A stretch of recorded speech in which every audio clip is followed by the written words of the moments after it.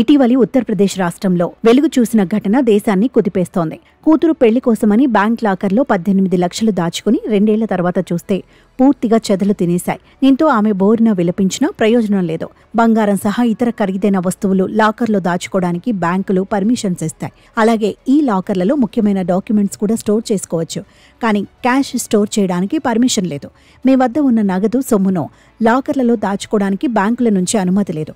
లాకర్స్లో కరెన్సీని దాచడానికి రూల్స్ ఒప్పుకో. నిబంధనలు అతిక్రమించి ఒకవేళ ఎవరైనా దాచినా దానికి బ్యాంకులో ఎలాంటి బాధ్యత వహించవు.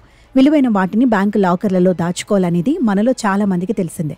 కానీ ఏ వస్తువులు లాకర్లో పెట్టాలో తెలిసుండాలని కూడా నిపుణులు చెబుతున్నారు. లేకపోతే కస్టమర్లే కష్టాల పాలవుతారని హెచ్చరిస్తున్నారు. ఇటీవలి ఓ మహిళ లాకర్లో దాచుకున్న 18 లక్షల విలువైన కరెన్సీ నోట్లకు చెదలు పట్టి నాశనం కావడం ప్రస్తుతం దేశవ్యాప్తంగా చర్చనీయాంశమవుతోంది. అసలు లాకర్లో నగదు పెట్టొచ్చా? లాకర్లోని క్యాష్కు ప్రమాదం వాటిల్లితే బ్యాంకు పరిహారం చెల్లిస్తుందన్న ప్రశ్నలు సోషల్ మీడియాలో వెల్లువెత్తుతున్నాయి.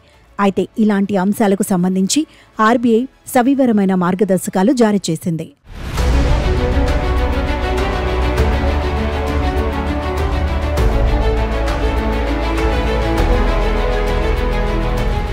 ఆర్బీఐ నిబంధనల ప్రకారం కస్టమర్లు బ్యాంక్ లాకర్లలో నగలు, లీగల్ డాక్యుమెంట్లు, ఇతర చట్టబద్ధమైన వస్తువులు మాత్రమే పెట్టుకోవాలి.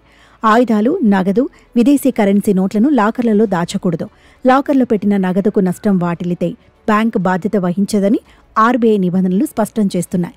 పరిహారం కింద పైసా కూడా చెల్లించవని తేల్చి చెబుతున్నాయి. అంతేకాకుండా లాకర్ తాళం లేదా పాస్వర్డ్ పోయినా దురుపయోగమైన బ్యాంకుకు సంబంధం ఉండదు. ఇక లాకర్లో దాచుకున్న ఇతర వస్తువులు పాడైనప్పుడు బ్యాంకులు ఇవ్వాల్సిన పరిహారంపై కూడా ఆర్బీఐ స్పష్టమైన నిబంధనలు రూపొందించింది. ప్రస్తుత నిబంధనల ప్రకారం లాకర్ అద్దెకు గరిష్టంగా 100 రెట్ల పరిహారాన్ని మాత్రమే బ్యాంకులు చెల్లిస్తాయి. కాబట్టి లాకర్తో మరీ విలువైన వస్తువులు దాచుకునే ముందు 1-2 సార్లు ఆలోచించాలని నిపుణులు చెబుతున్నారు. నిబంధనల ప్రకారం అగ్ని ప్రమాదం, దోపిడీ, బ్యాంక్ భవనం కూలిన సందర్భాలలో కస్టమర్లు తమ లాకర్లలో దాచుకున్న వస్తువులు నష్టపోతే బ్యాంక్ పరిహారం చెల్లిస్తుంది.